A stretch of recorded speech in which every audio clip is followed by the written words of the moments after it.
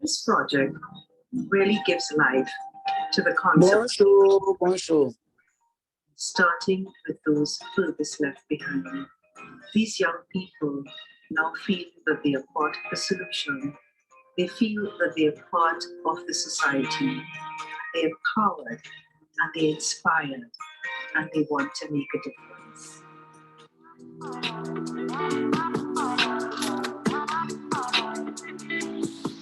Strengthening socio-security dialogue is key to ensure greater community security, and this has improved the application of democratic principles in electoral processes.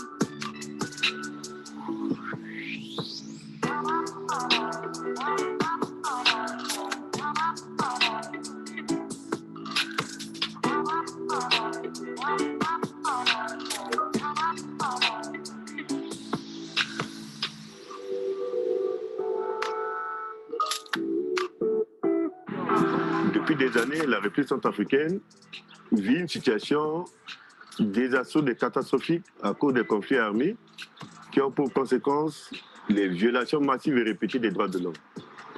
Aujourd'hui, le défi des Centrafricains, c'est la lutte contre l'impunité, dont l'insécurité. C'est pour cette raison que nous avions aussi, entre autres, mis en place des juridictions pour juger, mais la commission vérité, réconciliation et justice pour faciliter l'accès à la vérité, aussi permettre à la population d'avoir gain de cause.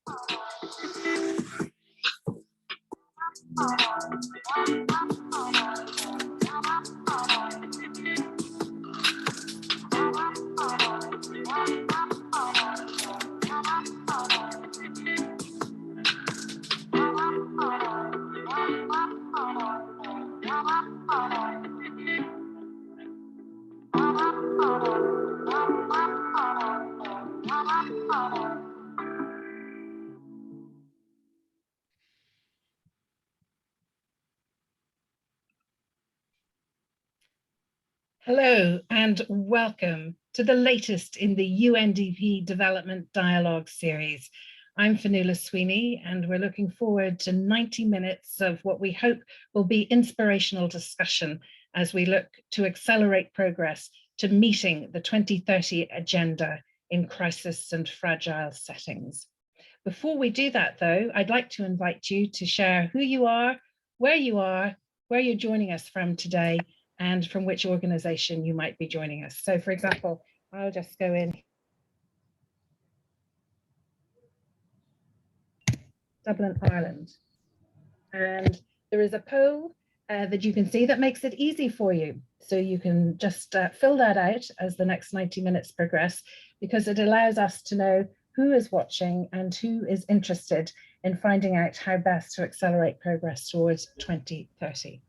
We're going to be joined by a distinguished panel of speakers who will be sharing the lessons that they have learned in implementing SDG and SDG 16 agendas. And we hope that we'll learn from them some ways which might help us accelerate progress towards the 2030 goals in terms of delivering them. Of course, everyone's been affected by COVID, not least people who were already at the coalface of experiencing fragility and conflict. And so before we turn to our panel of speakers, I'd like to invite Dr. Helder da Costa, who is General Secretary of the G7+, to make some opening remarks. And before he does that, I'd like to remind you as well that you will have an opportunity to ask questions after we've heard from our panel.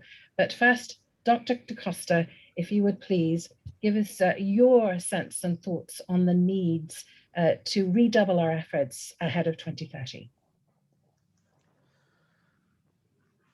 Thank you, Fiona. Let me start by thanking the UNEP for inviting me for such an important event. The adoption of 2030 agenda was the beginning of a revolutionary step towards the G7 plus countries. And that gives the citizens of G7 plus some hope that we will not be left behind. Our excitement that the world of 2030 and beyond will be a better place for our generations is met with ever challenging complexities that include the ongoing conflicts, natural disasters, and COVID-19. Even before the COVID-19 pandemic, we witnessed, can you hear me? Yeah. We witnessed the progress on SDGs. As you know, that we were on track only on SDG 13 on climate change in the past. In addition, it was predicted that more than 80% of the world's poorest will be living in fragile and conflict-affected states by 2030, a timeline that was set to eradicate poverty otherwise. With the onset of the pandemic, it is predicted that about 44 million people will be pushed into extreme poverty by 2030. Looking at the current trend and how disproportionately has the pandemic affected the fragile countries, it is very likely that the majority of them will be living in there. This means that the pandemic presents grim challenge for conflict-affected countries such as those in G7 plus group. Excellencies, ladies and gentlemen, the reason we were and still are positive about the success of Agenda 2030 in fragile countries is the inclusion of SDG 16. Having lived the nexus between peace and development, we believe in the realization of this agenda. However, since the adoption of SDGs, conflict in fragile countries has not stopped. While the world as a whole is becoming more peaceful, violence in conflict and fragile countries is increased. Majority of the world's least peaceful countries are those which have already been affected by conflict and fragility. Furthermore, ladies and gentlemen, there are the countries that are home to the majority of the world's poorest people, such as those in Yemen, Somalia, Central African Republic, Afghanistan, and South Sudan, just to name a few. Conflict in those countries during the pandemic did not only cease, but increased against the expectation that the call for global ceasefire is increasing. Therefore, I would say the major and only obstacle in the realization of Agenda 2030, which is 9 years left, is war and conflicts. Peace is a precursor and a precondition for the success of this agenda. Without peace, there will be no development, and for peace to take roots, there should be ceasefire. The coronavirus, unfortunately, and the globally adopted countermeasures have put further strain on our efforts to fight poverty. With the already mounting challenges facing conflict-affected countries, the pandemic has had multifaceted adverse effects on the fragile countries. So I invite you to read the joint analysis of the direct and the indirect impact of COVID-19 in fragile countries conducted by the G7 Plus Secretariat and the UNDP recently. So against this backdrop and wars on the pandemic, we should quadruple our efforts to realize the ambition of Agenda 2030 in fragile and conflict-affected countries. Therefore, I'd like to leave with you 2 points of recommendations that we, the G7 Plus, advocate for. First, we need to do everything to impose and enforce ceasefire. We need to activate every track of diplomacy to reconcile and pursue peace. In particular, the P5 members of the Security Council need to put aside their differences and help conflict-affected countries stop the conflict. This is the most earnest plea we would like to make. The same calls to leaders and protagonists of conflict in countries in conflict to lay down the guns and promote reconciliation. With guns being silenced, we can concentrate our energy to fight the virus and achieve SDGs. Second, the international community, including the UN agencies, need to support countries' own and led priorities and invest in the self-reliance of the world's poorest and in particular, conflict-affected countries. This is the time donors need to think beyond their vested agendas and view the stability in fragile countries as their only agenda. I thank you for all the attention, Fiona. Thank you very much, Dr. Da Costa. And I mean, the 2 points that you've made there about redoubling diplomacy and also quadrupling efforts to ensure that conflict ends and negotiations, I mean, they're very noble statements. In your role as General Secretary of G7, you must find that you're at the coalface of these kind of discussions, persuading leaders to do the very things that you want them to do. How do you go about that, and how would you advise other organizations to go about supporting those 2 points? Thank you. That's a very pertinent question, Fiona. Let me share the experience of how the G7 Plus we do. We do this using the so-called fragile to fragile cooperation with a view to promoting peace and reconciliation within our member states. So we share the do's and the don'ts with ourselves. So before pointing our fingers to others, we point our fingers to ourselves. This is what we engage with our leaders, the protagonists of the war in countries that are affected by conflict, for example, in Central African Republic, in Guinea-Bissau. We used to say that before you point your fingers to the donors, point your fingers to ourselves. And why did we always engage in this kind of war, this prolonged war? So they listened, but using the framework of the New Deal for engagement in fragile states, as you all know, this is one of the platforms that works very effectively in those countries. Yeah. So they listen. So I'm glad to say that within ourselves there is a goodwill, within the member countries to listen to each other, to talk to each other. All we need is that a very good peace mediator, someone who has got the reputation with no hidden agenda to come and talk to them, from heart to heart, from eyes to eyes, saying that we talk among brothers and sisters, because this country belongs to us, not belong to anybody else. That's how it works. Yeah. Well, thank you very much for that insight, and I can see that you're really enthused and engaged in this subject, and I hope that this provides some extra enthusiasm if it were needed for everybody who's watching. Thank you very much, Dr. Da Costa. Thank you. I'd like to turn now to Dr. Sheka Bangura, who is Director of Planning, Policy and Research at the Ministry of Planning and Economic Development in Sierra Leone. I mean, he has a lot of experience in connecting SDG implementation and reporting to national development processes. Dr. Bangura.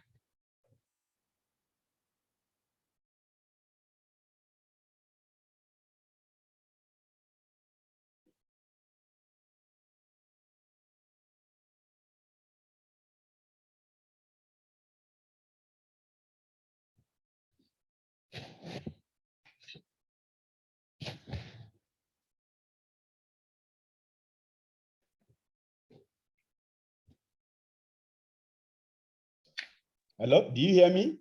Dr. Bangura, we do. Thank you very much for joining us. Okay. Thank you so much, Madam Moderator, for the opportunity to share Sierra Leone's experience on the topic of discussion, especially as to how we've been,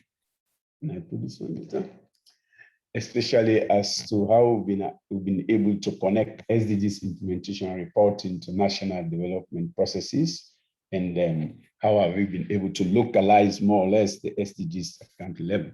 Could you go to the next slide, please?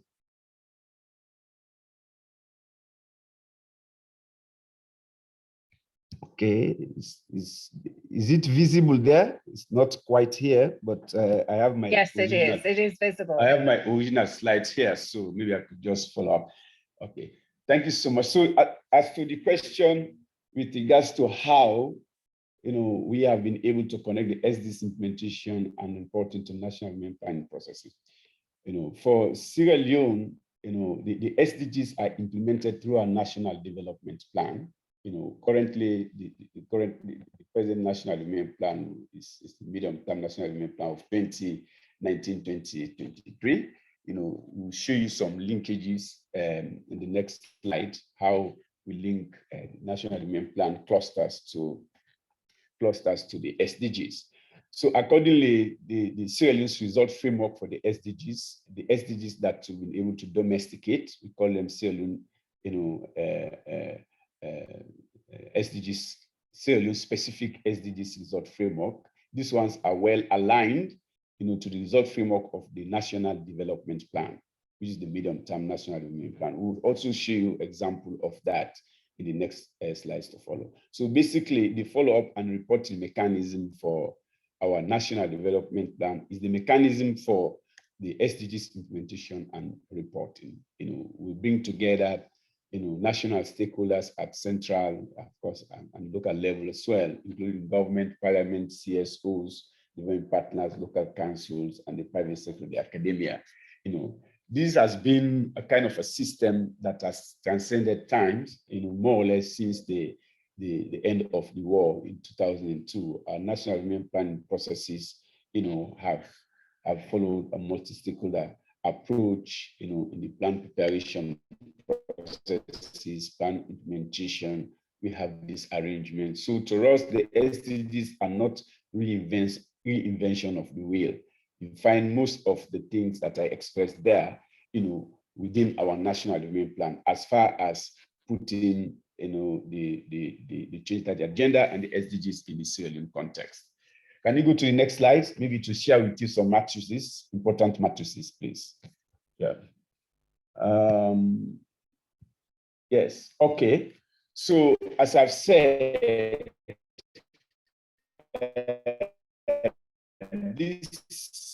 this slide shows how the SDGs, I have the SDGs on the left, you have the clusters of our medium-term national development plan, ranging from the human capital development, diversifying the economy, infrastructure and economic competitiveness, to governance, accountability for results, women's issues, children, persons with disability, youth issues, sport, migration, addressing vulnerability and building resilience, and means of implementation. We'll be able to clearly map this against the SDGs. All SDGs, can be found, in either or the other of these clusters in our national development plan. This is basically the map. This is the first thing we are able to do, immediately the change that agenda and the SDGs were adopted in the country, so as to put things in perspective as to how the reporting and follow-up, on the SDGs will be done, mainstreaming that in our national development plan. Can you go to the next slide, please?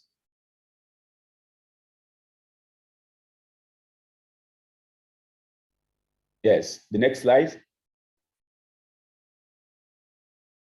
Okay, so the next slide, it tells you some grounding of, okay, sorry, back please, go back.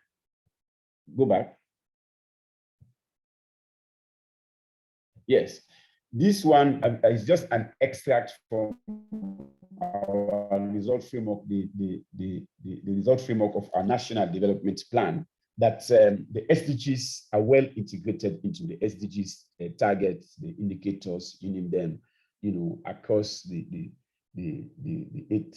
eight pillars of our national development plan. This is just an example. It's not much visible to me, so I have to go to the original document so as to give you an example. This is an example of high-level national impact indicators attributable to all the pillars, so all the clusters of our national development plan. You can see the national targets we have there. Our national plan is running up to in 2023. So we have targets for up to in 2023, such as, ensuring that we have a human capital, so that we have our human capital development index increased from 0.35 in 2018 to 0.42 by 2023. We have the other indicators. These national level targets are well linked to the SDGs and vice versa. Not only the SDGs, we also have the AU Agenda 2063 linked to our national development plan. This is an example of how we do integration within, because such that when it comes to reporting, if you're reporting on the national development plan, we automatically be able to and simultaneously be able to report on the SDGs as well as the EU Agenda 2063. Yes. So can you go to the next slide?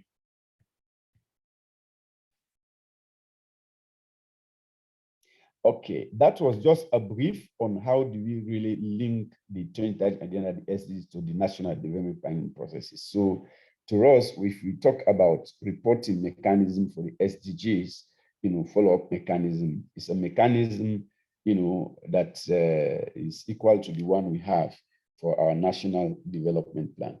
So the next question is, how do we connect national priorities, reporting, and implementation to localized areas, that's decentralization processes, Now, this we find very, very important for the National Development Plan as well as the SDGs. What we have done in the last 1.5 years is to decentralize our National Development Plan, and by extension to decentralize the follow-up mechanism, and the coordination of the SDGs, at national level.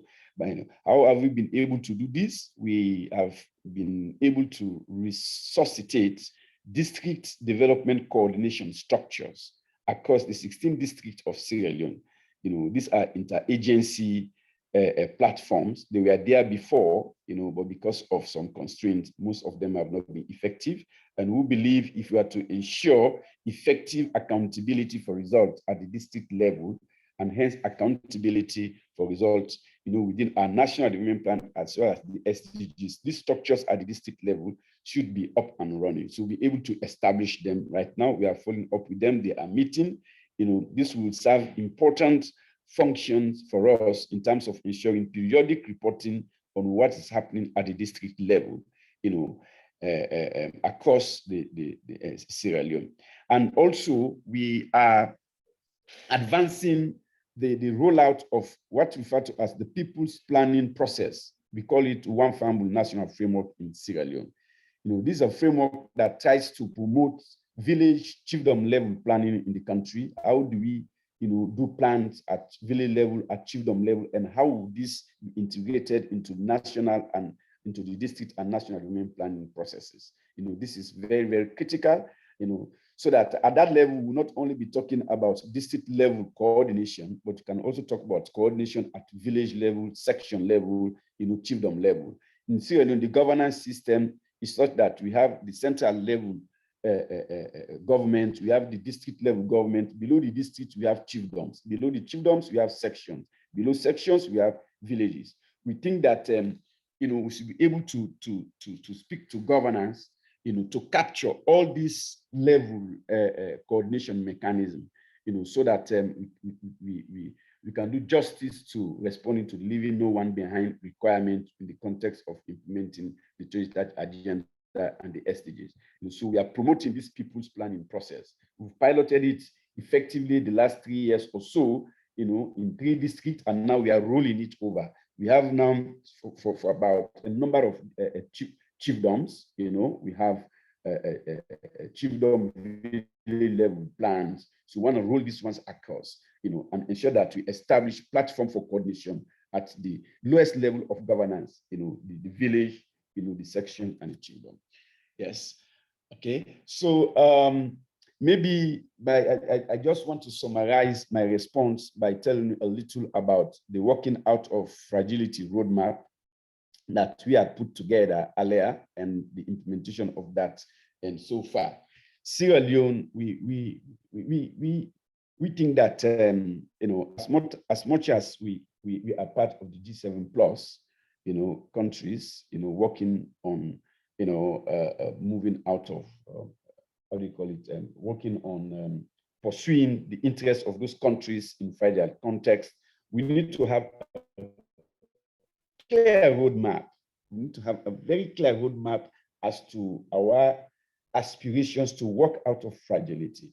So as a result, last year at March 2020, we are able to put together a roadmap that we are following up on, and within that roadmap, there is a very clear integrated national financing framework we developed. This integrated national financing framework is taking some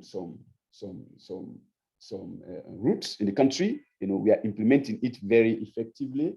We receive funding from the UN, to undertake some initiatives, aimed at increasing the mobilization of domestic resources. This is in progress. We think that to address fragility issues sustainably, moving into resilience and sustainability, the issue of increasing resource mobilization at the local level, cannot be overemphasized. So we are currently pushing with initiative to increase local revenue mobilization, such as increasing financial literacy, financial digitalization, increasing the operations of our national revenue authorities, and related operations.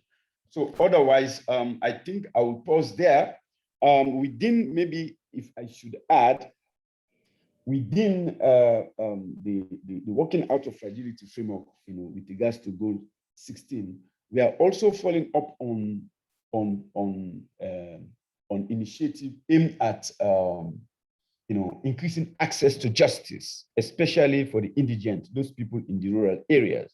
Of course, we do not exclude people that are incarcerated, that have been on remand, for weeks, for months, for years, without trial and indictment. We follow up on the welfare of these people. And I think our legal aid board has been very effective in pushing the agenda on this front. To date, since 2015, we have recorded more than 400,000 people that have benefited from the initiatives of the legal aid board in the country. People that have received legal representation, people have received legal advice. We applied alternative dispute resolution mechanism, so on and so forth. I think it's very critical for the leaving no one behind. And additionally, the government has ensured that we increase the number of judges and magistrates we have, in rural districts. That has been pretty much increased so as to increase access to justice in this area. Let me pause. At this point, there are a number of things we can share with you. We hope maybe during the question time, well, let me, if I may, Dr. Bangura, ask you a question just based on some information that was on your slides there. We've all been working against the backdrop of COVID, and particularly when there might be fragile settings. And I wanted to ask about how COVID has affected you in terms of the rollout, for example, of the people's planning process, where chieftains and families, clans in rural areas were involved in this process, and the quest for justice you just referenced. Yes. A final thought on that, maybe, please. Yes. That is very obvious. That's just obvious, the impact COVID has had on the processes. Because I can remember when we started, when we started rolling and decentralizing our national development plan, taking national development plan across the district, just when we had, done a few legs, a range of legs we had to do, the COVID pandemic was taking height, was reaching a peak, globally, and of course, by extension, even nationally. So we had to suspend, all processes for a considerable period. We cannot actually reach out, we cannot do much. I mean, the issue of getting together, to dialogue, to discuss, because these are things that we find very important, constant, ensuring constant dialogue with the people, going outside, meeting them. I mean, this was serious. So it is clear not to talk much about the impact, the fiscal impact it has on our economy, that is so much tied with international economy, so on and so forth. A lot of dip in revenue collection, a lot of dip even in assistance that we receive locally. So COVID affected everything. Yes. Yeah. Thank you so much, Dr. Bangura, for your insights and for giving us a little look into the complicated work that you've been doing in Sierra Leone. Thank you very much. Now I'd like to turn to Madame Rachel Gurgler, who's the Civil Society Initiative for the SDGs in Côte d'Ivoire. Thank you very much indeed for joining us, Madame.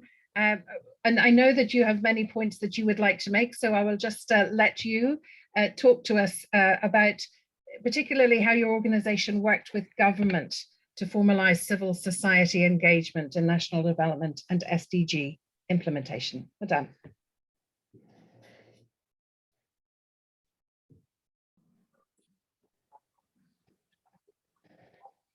Merci beaucoup. Je dis bonjour à tous et à toutes. Comme vous venez de le dire, il nous a été demandé d'intervenir sur institutionnaliser l'engagement officiel de la société civile et de l'État dans le développement national en capitalisant sur la coopération dans le cadre de l'examen national volontaire PNR. Alors, avant de répondre aux questions qui nous sont posées, nous voudrions faire une petite introduction, c'est-à-dire présenter brièvement notre organisation qui existe en 2015, c'est-à-dire après l'adoption de l'agenda 2030. Et ces membres sont des organisations de jeunes, de femmes, des organisations thématiques, etc.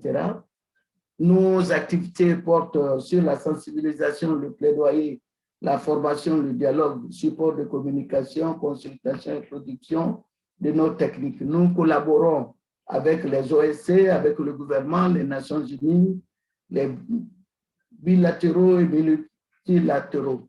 Nous participons à ce panel avec les gratitudes de la Côte d'Ivoire. Conformément aux orientations, nous allons répondre à la première question qui est, pouvez-vous nous parler de la façon dont votre organisation a travaillé avec le gouvernement pour formaliser l'engagement de la société civile dans le développement?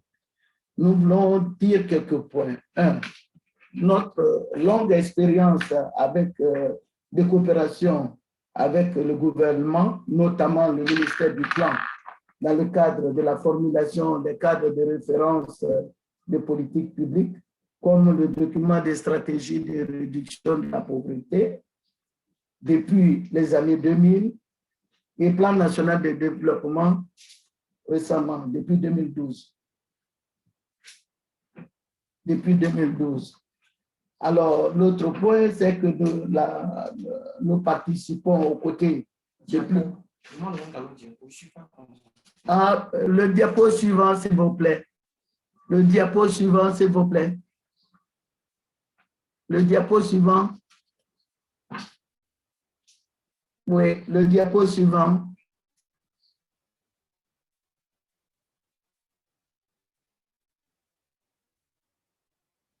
Le diapo suivant, voilà. Donc, nous participons aux côtés de plusieurs ministères lors des forums régionaux et internationaux pour l'adoption des résolutions. Ensuite, nous avons été membres de la délégation nationale pour l'adoption de l'agenda 2030 à New York. Et nous notons aussi une faible structuration du rôle attendu des OSC dans son dialogue avec le gouvernement pour soutenir les ODD. Et nous disons que notre organisation a été créée pour mieux coordonner l'engagement des OSC dans les ODD et le développement. Diapo suivant. Diapo suivant. Alors, nous allons parler de l'atelier que nous avons organisé avec les acteurs étatiques et non étatiques sur l'état des lieux de la mise en œuvre de l'ODD 16 en Côte d'Ivoire. Et suite à cet atelier, il y a eu des recommandations clés qui ont été formulées.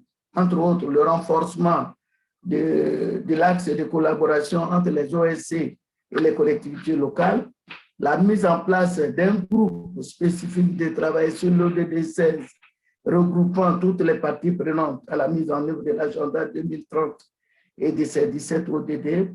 Les étapes à venir par rapport à l'ODD 16, c'est la vulgarisation des ODD en général, mais en particulier de l'ODD 16 par des forums d'échange au profit des communautés, des collectivités locales, des forces de défense et de sécurité, etc. Nous avons aussi décidé d'une réunion semestrielle avec les acteurs nationaux de la mise en œuvre de l'ODD 16 d'où la création d'un groupe WhatsApp. Et nous allons aussi organiser des séances d'information et de sensibilisation sur les différents ODD au profit des collectivités locales. Diapo suivant. Question 2. Diapo suivant, question 2. Est-ce que tout s'est toujours déroulé sans accroc ou y a-t-il eu des défis initiaux et comment les avez-vous surmontés? Que peut-on faire pour améliorer l'inclusion et la participation dans la planification du développement national et la mise en œuvre des ODD? Nous disons que non-transmission des documents de politique à la société civile pour leurs commentaires avant la validation par le gouvernement. Et à ce sujet, nous avons plusieurs fois fait des interpellations. L'insuffisante appropriation des priorités nationales par les communautés rurales, rôle attribué à la société civile par le gouvernement, très faiblement documenté, cadre réglementaire datant de 1960 et non adapté, quand bien même que dans la nouvelle constitution du 8 novembre 2016, l'article 25 reconnaît pleinement le rôle de la société civile dans le développement.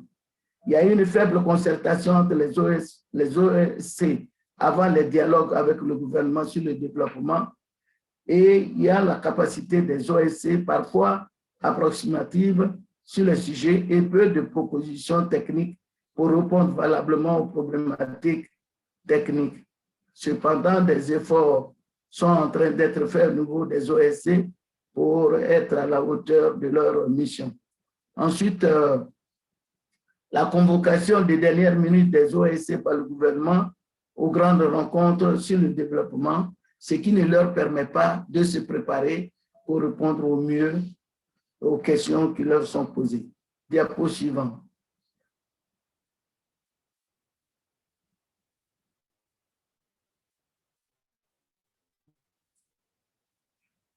Alors, est-ce que tout c'est, oui, toujours dans le même sens, nous avons pensé qu'il fallait faire des propositions pour améliorer l'inclusion et la participation dans la planification du développement et la mise en œuvre des ODD. Pour ce faire, il y a la question de la clarification et de la normalisation du jeu de rôle, dialogue sur les orientations de politique. Et à ce sujet, je crois que la formalisation d'un cadre d'échange et de rencontres entre le gouvernement et la société civile est en cours de validation. Le niveau de considération envers les OSC a élevé au même rang que le secteur privé et les partenaires internationaux, car les OSC ont une meilleure maîtrise des réalités communautaires. La formation et l'information permanente des OSC sur les thématiques de développement et implication dans la conception, mise en œuvre et suivi des priorités nationales. Il y a la documentation des leçons apprises, savoir-faire des OSC, actualisation des cadres réglementaires pour l'émergence d'OSC aux normes comme c'est le cas pour le secteur privé lors des budgets fiscalité. Il y a la validation des concertations entre les OSC elles-mêmes avant les dialogues avec le gouvernement sur le développement pour plus d'efficacité et ne laisser personne de côté. Il y a aussi l'organisation des consultations nationales, régionales et internationales spécifiquement dédiées aux OSC sur le partage d'expériences et les leçons apprises. Donc, nous voulons dire que les OSC, en tout cas en ce qui nous concerne, se battent pour être à la hauteur et font beaucoup d'efforts et constituent. Merci.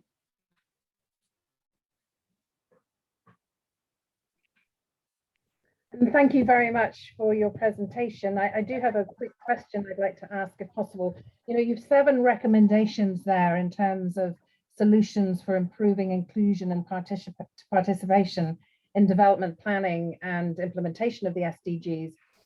they're really detailed. I mean, it talks about documentation of lessons learned, the know-how of the CSOs. How easy or difficult do you think it will be to achieve everything in those bullet points?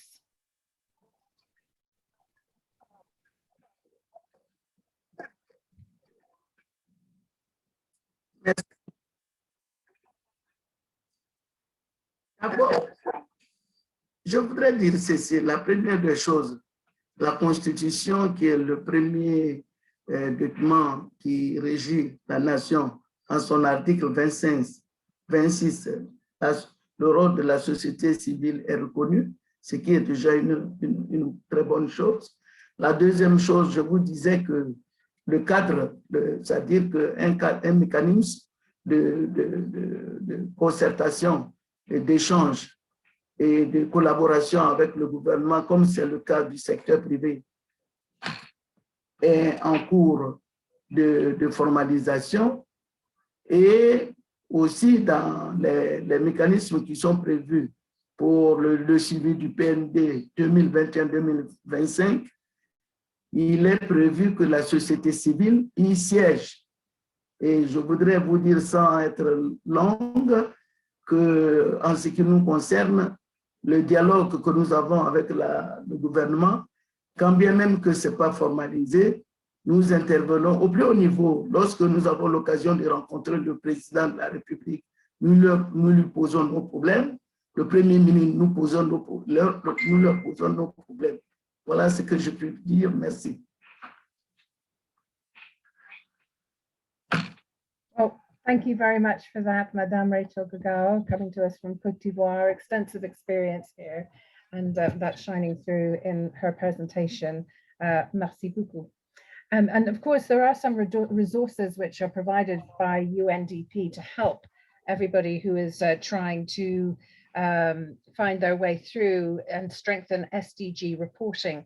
So, for example, SDGs in crisis, emerging findings from voluntary national reviews. That is an issue brief which hones in on the experiences of the G7+ in their VNR. It also outlines common bottlenecks in SDG implementation, highlights promising practices, and indeed makes recommendations to tackle what we know are persistent challenges that impede progress on delivering the 2030 goals. So that is just one. I'll mention a couple of other resources as we go through, but once again, thank you very much, Madame Gurgler.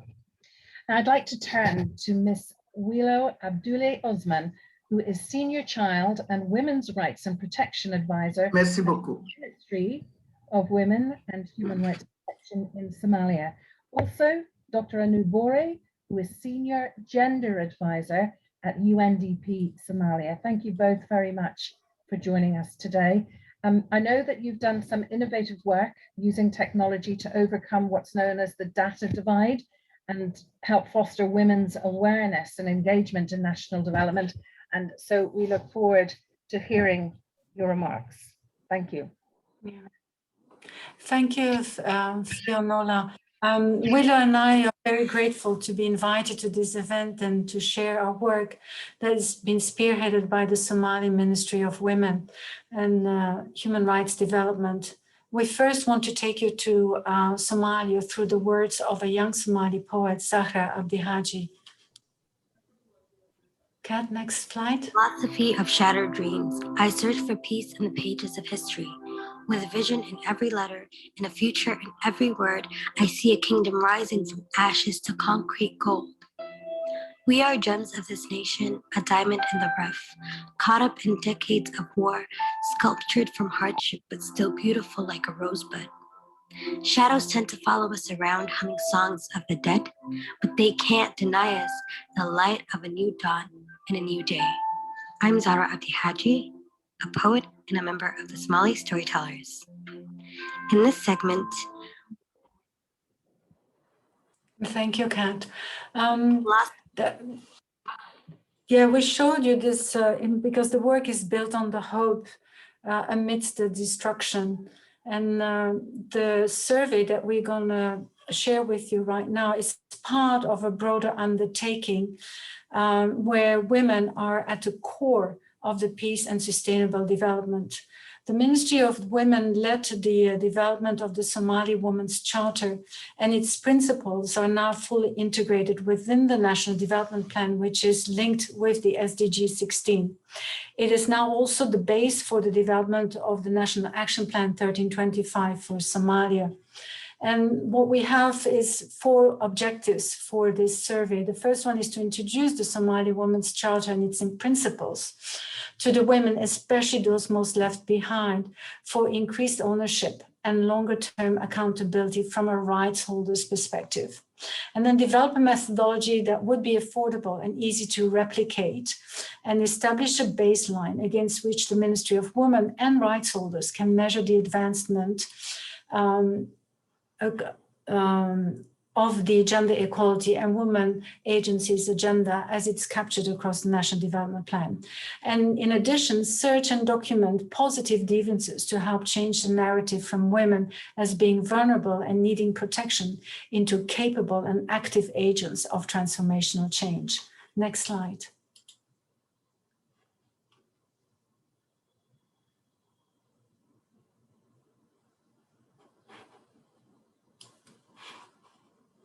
Willow,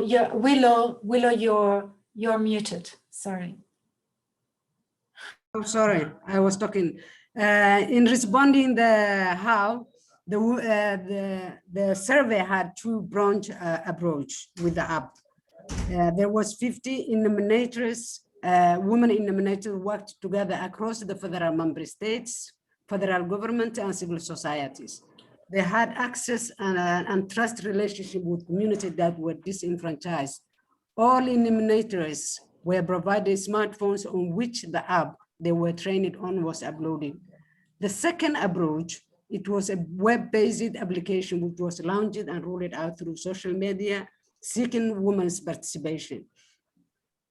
Next slide, please. Next slide.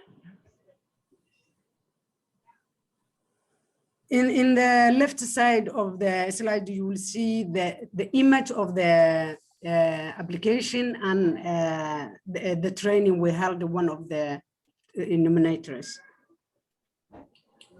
Okay, next slide. This particular slide actually captures the different activities, actors, timeframes, and budgets that were allocated for this particular intervention. And Willow will take you through the details of this. Thank you, Anna. Questions were developed by Ministry of Women, UNDP, and other key stakeholders. A woman-owned company was hired to develop the app. 10 staff members from the Ministry of Women and Ministry of Planning were trained with the app as TOTs. The app was piloted and tested by the TOTs. Workshops were held in federal member states and Banaadir with 50 women participants reviewing the questionnaires. The app was uploaded into their smartphones and they tested and ran the app. Key communities were identified to be surveyed. 10 nominators were selected from the 50 participants in each region, and in each region, 2 mentors from the TOTs were paired with the nominators to provide real-time support. A coordination team from the Ministry of Women and app developers was also created to check the data collected from the team through the server. Nominators were informed if there was any issue with the data, and this way ensured the quality and the quantity of the data. Anu. Okay. The analysis was carried out by consultants attached to both the Ministry of Planning and the Ministry of Women. And when they finalized the report, it was included as part of the National Development Plan baseline and its monitoring framework. We're still working on the production of dissemination material to ensure that the rights holders have full access to the information and can also hold government accountable for what should be delivered in terms of the gender equality and women's agency agenda. Important to point out is the time frame and the funding that was allocated for this exercise. Within 2.5 months, we went through the exercise from 1 to 8 and spent $10,000. The outreach to the most left behind was key within this survey, and we knew that the web-based methodology would likely miss those most disadvantaged women. Hence, the interface became the enumerator who went out in pairs to help the women engage with the app. The social media component only resulted in 200 responses, where we had initially expected 5,000. Hence, enumerators across the different regions went out in urban settings, which were considered safer, and reached out to women and students shopping and selling in the market. The women were eager to have their voices heard. The enumerators uploaded the data twice a day, allowing the coordinator to conduct quality check. When they had problems, they could connect with the coordinator, but also with the women coders to ensure technical and substantive support. In total, we surveyed 10,330 women over a period of 12 days, including women from urban, rural, nomadic, and IDP settings. This is a picture of this survey being carried out by the women in an IDP camp. We had 6 key outcomes from this survey. The first one is a tested methodology which reaches to those most disenfranchised members of the community, which can be further fine-tuned for ongoing monitoring. And the second outcome, National Bureau of Statistics, following the partnership with the Ministry of Women, is now embarking on defining and collecting sex and age desegregated data to report against the NDP and SDG indicators. The results speak to the strength and agency of women, including those most left behind, which were actually 40% of the responders in this survey. 74% were either the sole or the main breadwinner for their family. 92% of surveyed women desire to partake in decision-making, and 90% of the surveyed women have access to a mobile phone. So the enhanced visibility, Willow? Yeah, the further outcome, enhanced visibility of transformational change through stories of positive change identified during the survey, will further enhance the drive for the increased political participation of women and the principles of Somali Women's Charter. Okay. There is now evidence to drive the gender equality and women's agency agenda, which is now being spearheaded by a new national Somali women's movement called Lead Now. And the last outcome, Ministry of Women has now a strong relationship with the Ministry Custodian of the SDGs at both federal and federal member state level. Next slide. This is the end of the presentation. We kept it very short in order to allow for questions. Thank you very much. Well, thank you both very much. Shall I put a question to either of you, if you'd like to answer? I wonder, were you surprised by the number of respondents that you received, and just how much does that point to the challenges of collecting data in a fragile setting? If I try to respond to that question, we had some challenges, but it was more on technical than anything else. And as you know, in Somalia, it's not secure in everywhere to go. So it was also limited to the areas where the enumerators could go. But we didn't have any other challenge with that.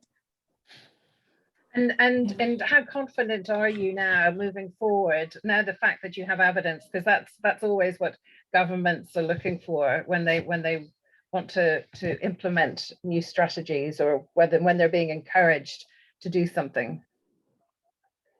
Anna? Yes, well, I think this is key, based on this information. It is now also guiding the baseline of the NDP. It's totally integrated. So we've got the visibility of women and girls made very clear in the National Development Plan. It's not an accidental element anymore. It is there. Plus, we have now a system that is cost effective and time effective that can be rolled out, if we want to, every 18 months to monitor the implementation of the Gender Equality and Women's Agency's agenda within the MDP and hold the government accountable to do so. Well, that is progress. And thank you both very much for taking the time Thank you. to share with us just how much work you've been doing in Somalia. Now we're going to go shortly to questions and answers. So if you have any questions, please feel free to put them in the chat box. We'd love to hear from you. The panelists would particularly like to hear from you. This is an opportunity to hear from them about their experiences and perhaps to ask questions that are paramount in your mind about the work that you're doing. But before we do that, I'd like to hear from Markus Kirschlager. He is Senior Policy Officer at the Federal Ministry for Economic Cooperation and Development, Peace and Security, Disaster Risk Management in Germany. Markus. Thank you, Ms. Sweeney. And it was a pretty good pronunciation of my quite complicated last name. So I'm impressed. Good morning to you and good morning. Good morning to our UNDP colleagues and good morning to my fellow speakers. Thank you all. I would like to thank you, the great panel, and my fellow speakers for this interesting insights on implementing SDGs and this wide range of contexts. I would like to make 3 points. The first is on COVID-19, the second on development effectiveness, and the third on focus on prevention, which is important for us. So regarding the first one, I'm a bit surprised that I didn't hear the COVID-19, didn't hear anything about COVID-19, maybe because everybody is already fed up with discussing COVID-19 and COVID-19 implementations, but I think COVID-19 gives a new dimension to the whole theme and the whole topic that we are discussing here. So especially in fragile and conflict settings, COVID-19 has added an unprecedented level of complexity.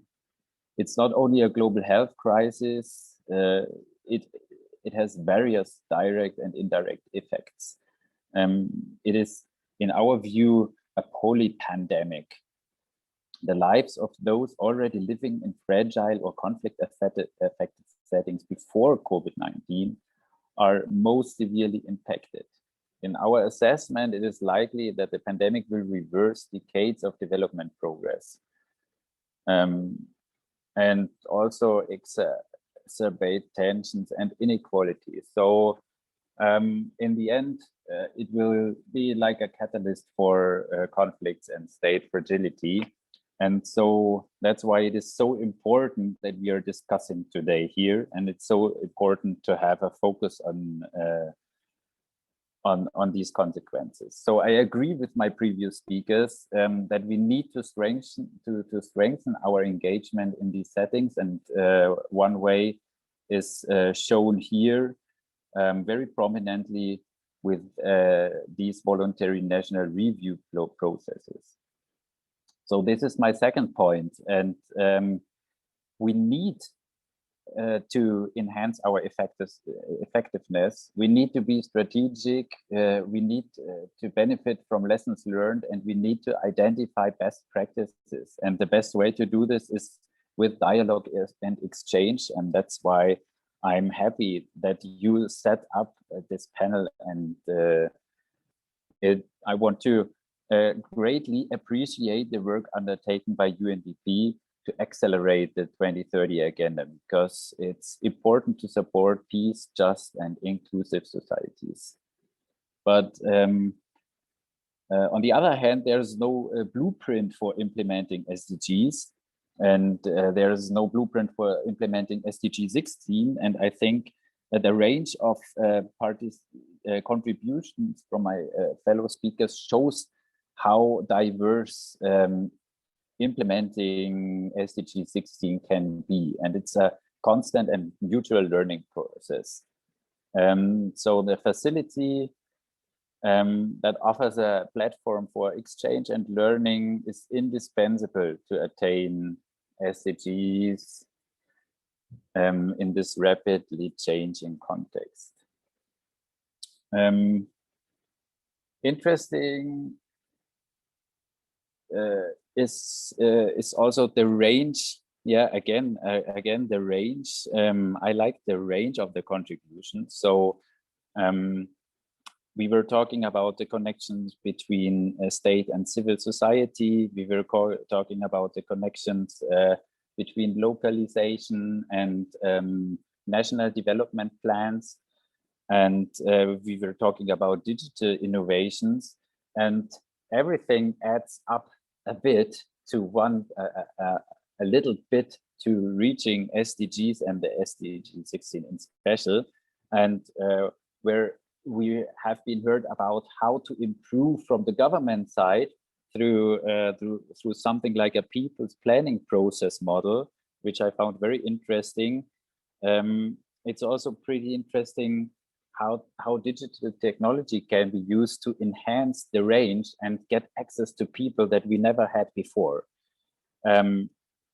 So yes, thank you for these contributions. And I think it shows pretty good how we can learn from each other, because all the examples that we have been hearing were, as in my view, good examples how we can extend the range and have a bigger impact.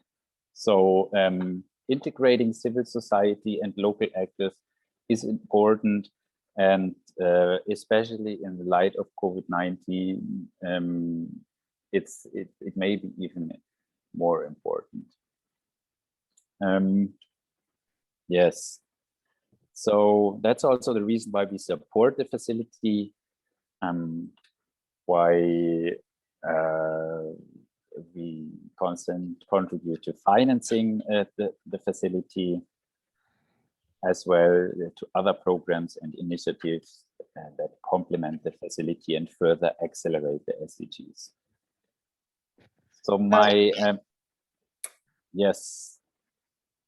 No, I apologize. I thought you had finished, but please. Yes, my last point. My last point is on prevention, and it's also connected to what has been said. I think the example with the digital connection to women shows it pretty good.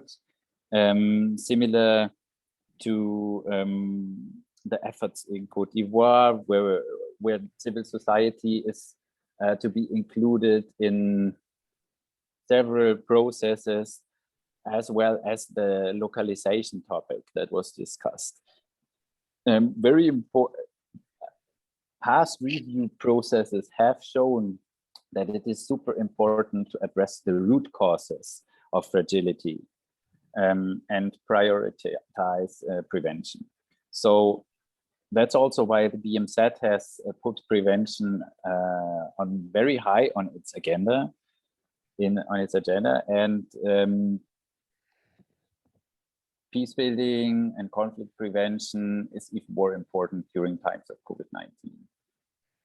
So the last point that I want to make is that I agree, or what I see during these discussions is that it's very important to put not only a focus on short-term intervention, and this also on the background with COVID-19. It's important to thinking in a midterm and long-term perspectives and improve our capacities for non-violent conflict transformation.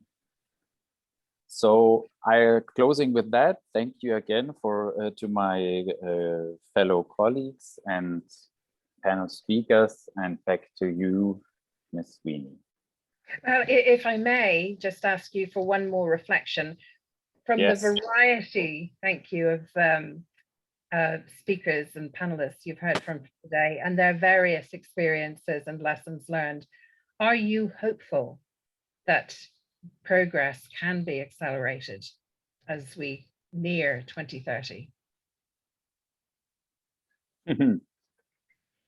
Of course. I think, okay, from a personal point of view, I think being hopeful is part of the business. Otherwise, we would not sit here. So yes, I am, but there are also evidence-based reasons to hope. I think it's always possible to see perspectives from the downside or from the better side. I think there are many. I think we are still, especially with regard to COVID-19, we are still at a breaking point or a turning point where we can prevent lots of damage for the future. So that's kind of optimistic. And when I see what is going on the other side, like outside, for what is going on, then it makes me optimistic. When I see here what we are discussing, it makes me optimistic. But I think it's only possible, and that's why I think it's the right way what we are doing here. It's only possible to achieve this acceleration if we are working together. And working together means not only governments working together with local organizations. We need this exchange. Local organizations need to work and cooperate. And yes, I think if we are all working together into one direction, it is the best possibility. Sorry for interrupting in the background. That's absolutely fine. Thank you very much. And please, I'm dreading pronouncing your name in case I get it wrong this time, but thank you, Herr Kirchsteiger. Please stay with us if you will, and there might be some interventions you'd like to make in terms of comments about something you might hear. I'd like to go back to the last panelists that we heard from, Anu and Wilo, and maybe ask a question there about how COVID impacted, or did it impact your attempts at trying to do your research in Somalia? I mean, it's already, as you mentioned, fragile because of no-go areas, difficulty of access, but did COVID have an impact? Yeah, it had impact. It came, the restrictions started exactly one day before we finished the survey.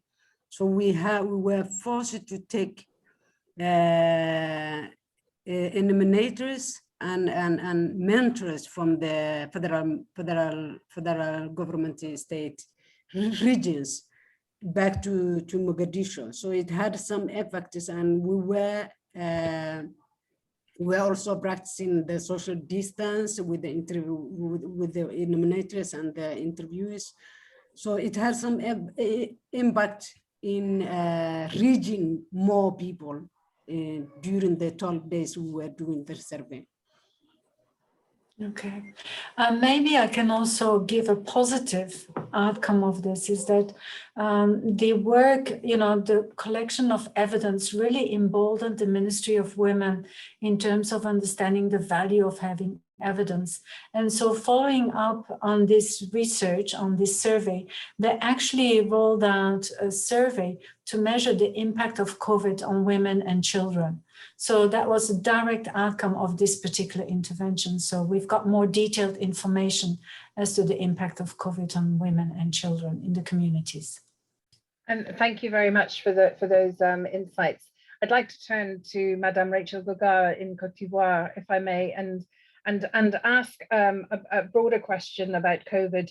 Do you think it will impact your work going forward? As Marcus Kirchschlager said, we're at a turning point now with COVID.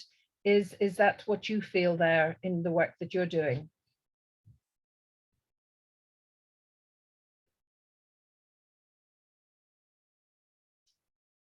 And perhaps Madame Gurgler isn't quite ready yet to take that question. And I just wonder if I could put it to another panelist, Dr. Sheka Bangura, if you're still with us. Oh, you are with us, Madame. Thank you.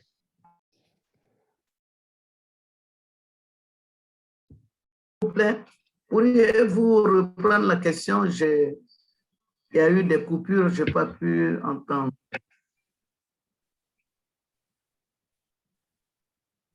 Pourriez-vous reprendre votre question, s'il vous plaît? Of course. Marcus Kirchschlager talked about COVID and that we are at a turning point with COVID. We've lived with it for a long time. He was surprised that more members of this panel today didn't refer to COVID. And I wonder, do you feel that it has had an impact in your work, or rather that if we're at a turning point, that it will continue to have an impact.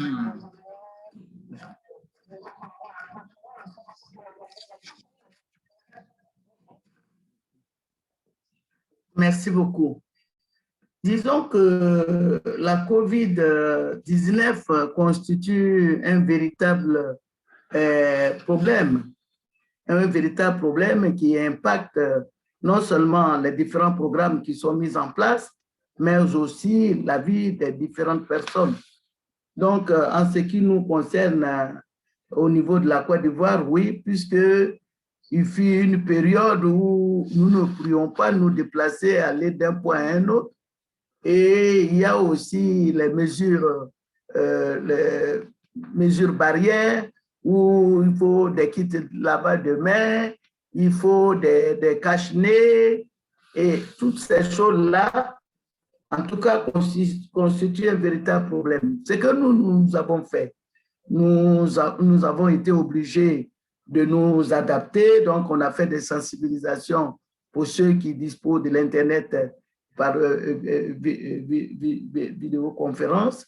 Nous avons aussi fait des concertations et nous avons organisé des activités de sensibilisation. Par exemple, nous avons visité 116 marchés dans le district d'Abidjan où les différents acteurs sont principalement des femmes. Donc, nous avons fait des kits de lavage de mains, nous avons donné des produits sceptiques, nous avons donné des cache-nez et nous avons produit des affiches que nous avons collées partout et nous avons fait de la sensibilisation et nous continuons de le faire parce que mine de rien, ça affecte. Moi, je peux même vous dire que j'ai été alité pendant un mois et demi et incapable de faire des activités. Oui, la COVID-19 affecte nos activités, mais nous nous battons pour quand même s'adapter et continuer de faire notre travail. Sinon, on ne pourra plus exister. Donc, voilà. Donc, ça fait partie de nos priorités. Actuellement, ce qui est actuellement la priorité, il y a les mesures barrières dont on fait la promotion. Mais aujourd'hui, on est en train de sensibiliser les populations pour faire le vaccin. Voilà ce que je puis vous dire. J'espère avoir répondu à votre question ou à vos préoccupations. Merci.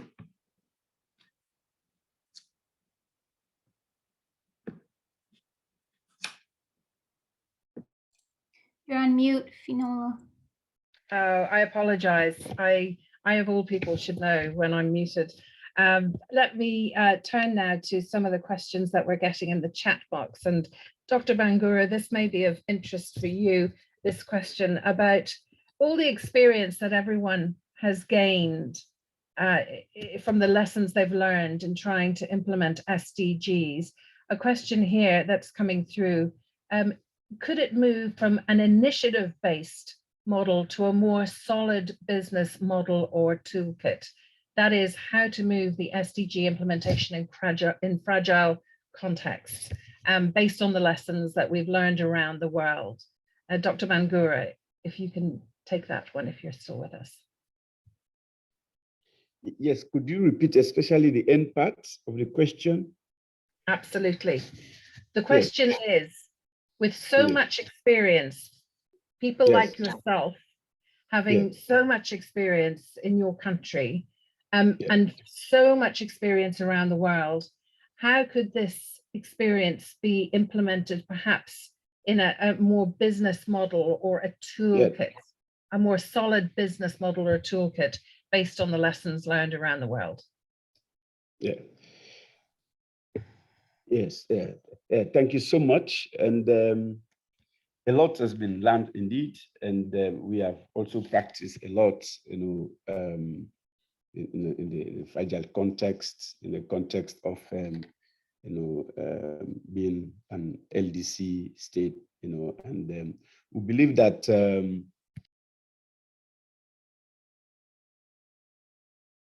sorry. Hello, do you hear me? Yes. Yeah. Yes. Okay, good. Yes, we believe that the SDGs from the Sierra Leone standpoint, have been able to highlight the need, for countries like ours to really have a huge focus on developing the private sector, because whichever you look at it, the question of addressing fragility to us is largely a matter of building, local systems, to enhance economic growth, and that implies that the private sector has got to be well developed, which at the moment is not, as developed as the way, we look at it. Looking around the messages, we received around the SDGs for countries like ours, which highlights the importance of us, putting resilient systems in place, towards sustainability. Indeed, messages, with regards to the need to develop our local systems to promote, private sector development. And then from that standpoint, we are, kind of developing various mechanisms, that will bring about, advancing the cause of promoting private sector development in the country.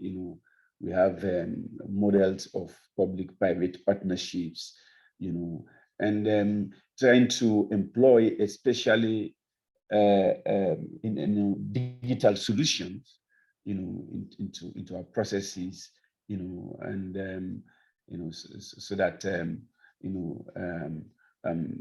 we can enhance private sector operations in the country in a way that will be efficient, so on and so forth. So I hope that I got the question right. Thank you. Yeah. Thank you very much for taking that question. I have a question now from Marcus Kirschlager, if he's happy to take it, from Paul Blanca, who is viewing us today. He's very happy with the presentations and the contributions. He says thank you. And the question Paul has from Marcus, who highlighted the importance of learning and sharing experiences, is how is the facility aiming to continue to promote exchanges of experiences in a post-COVID-19 environment?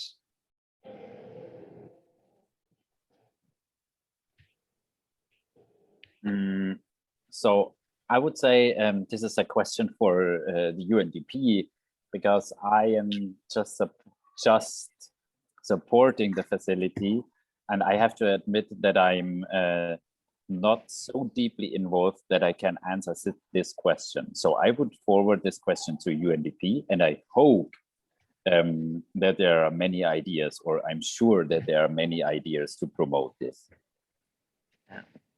Well, thank you very much. Yes, that was probably putting you a little on the spot if you weren't comfortable, understandably, answering.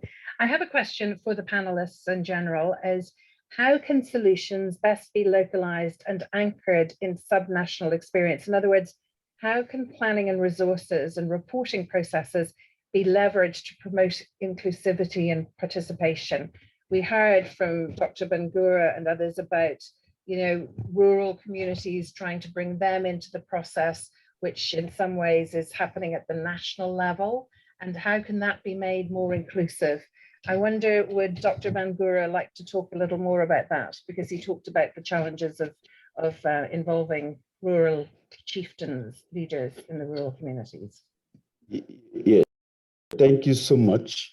An important question, and it's a question of sustainability, of what we are trying to institutionalize, that is taking the planning and plan implementation, deep, at the grassroots level, and so within the national framework, national institutional framework, we are trying to roll out. We have various coordination platforms that we are trying to put in place, and this we would hope to be permanent, institutionalized, that will be bringing stakeholders together, within the public, private, civil society, you name them, the chiefs, at all levels, on a continuous basis, constant basis of dialogue, because I think that what can ensure development and development sustainability from our standpoint, our experience, is to constantly, promote dialogue, and it will be at the different level here. So at the village level, the section level, sub-national level, I'm talking about here, sub-national level, sub-district, let me put it, sub-district level. We have three governance levels there: the chiefdom level, the section level, the village level.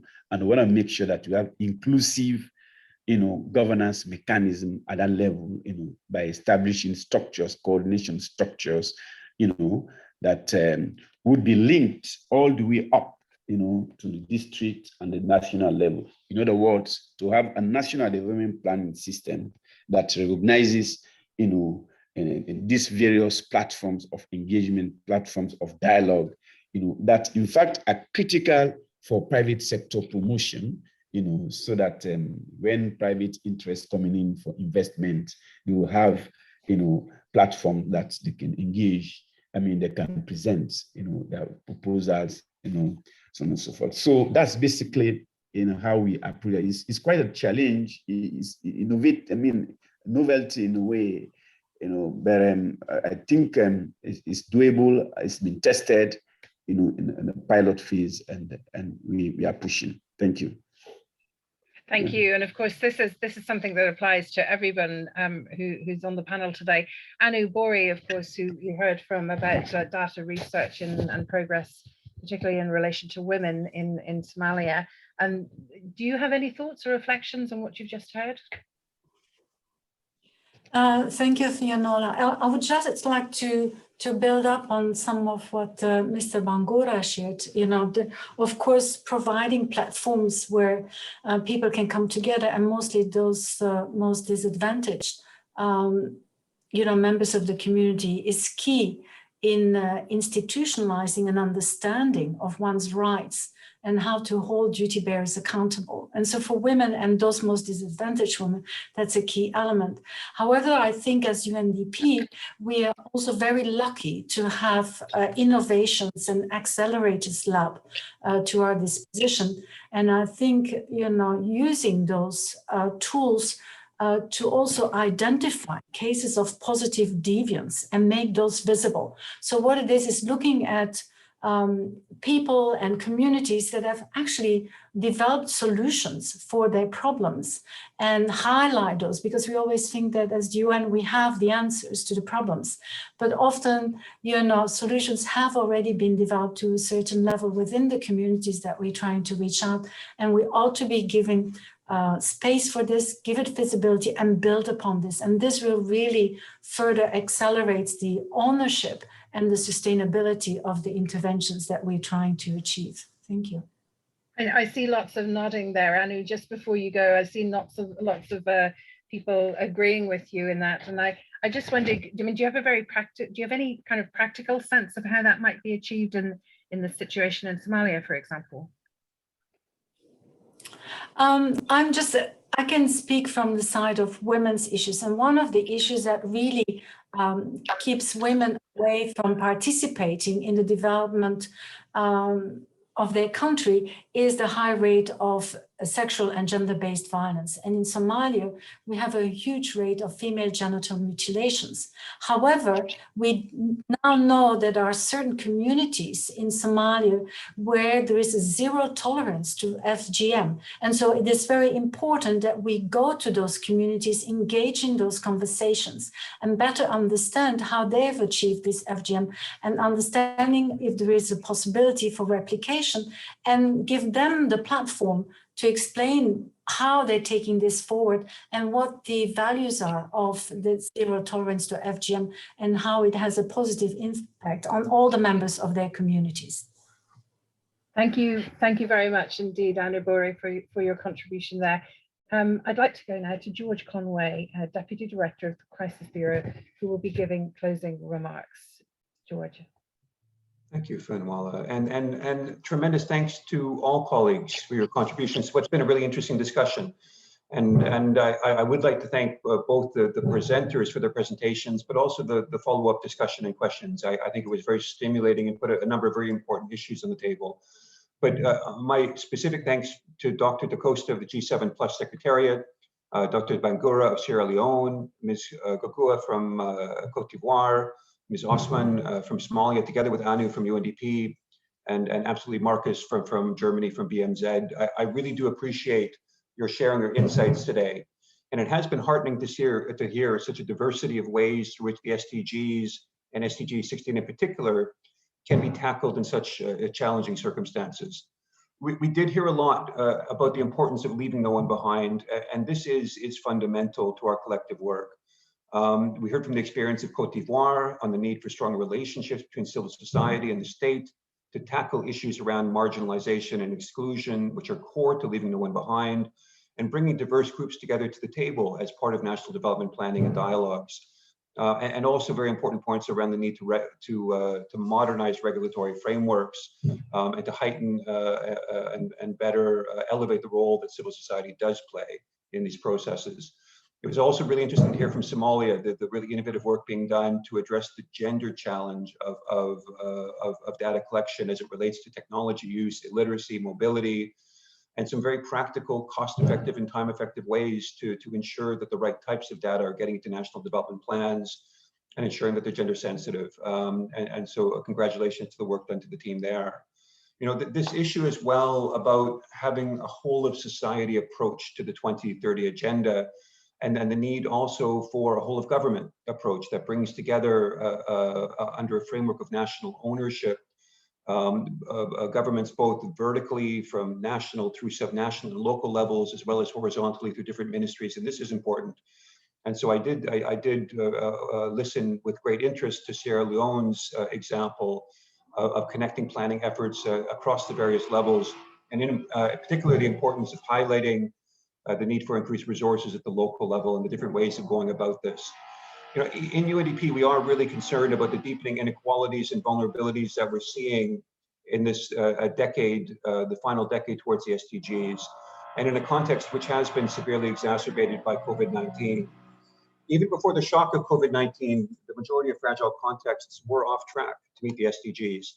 And COVID-19 created significant additional risks to those being left behind already and reversing development gains already underway. I apologize, I have construction on top of my head. And I do appreciate in Dr. DaCosta's original opening comments, the specific challenges being faced by crisis and fragile states. And he did reference the paper previously published by G7 Plus and UNDP, which looked specifically at the nexus between COVID-19 and conflict, which highlighted some really, really troubling trends, including that interstate violence between armed groups and the state reached its highest point last year, and that we've seen an increase of approximately 30% of repressive behaviors by states globally. All of this which does put in question and undermine the achievement of Goal 16. So we need to come together across all partners to try to meet the demands of citizens, of people, communities, as well as governments and development partners to translate the commitments of SDG 16 into reality. And this requires a whole mix of different issues. It requires political support, high quality technical support, a multi-stakeholder effort that brings in all aspects of society in order to galvanize a real commitment to address the issues that have been put on the table here and beyond.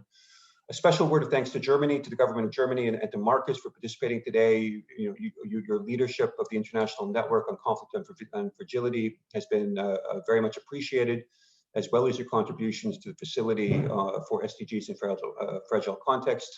Marcus, I do share your sense of optimism about the prospects looking forward, but also the very real concerns that things are getting off track at a very critical stage. And it is important, as you said, that we take that long-term view towards 2030, because we must be geared up to have clear, sharp, bold strategies over the course of the next decade. We, with partners, are working on this. We're in course of preparing what we're calling a new framework for development solutions to crisis and fragility that factors in the impacts and the risks posed by COVID-19. We do aim to launch this towards the end of the year, and the discussions that we've had today have very much contributed to that conversation. So again, with great thanks to all, really appreciating an interesting discussion. Thanks to Fiona for your good facilitation of the discussion. Glad to have had you with us today, and back over to you. Thank you very much. My pleasure. Thank you very much, Mr. Conway. Come together, I think he's saying, across all partners so that no one is left behind. And of course, the UNDP is here to support member states and help accelerate progress through the VNRs towards the 2030 SDG goals. And the facility will continue these exchanges. As you may have seen in the chat box, there'll be a VNR workshop with Goal 16 colleagues in Asia Pacific, more to come later this year in Africa, ECIS and MENA. So there's also another soft pipeline from another donor. And so all these exchanges will continue, so stay tuned. Thank you very much again to our panelists, to Dr. Da Costa, to Marcus Peschlager, to George Conway, to everybody who helped make this conversation possible today, and to you for viewing. Thank you. Thank you. Thank you.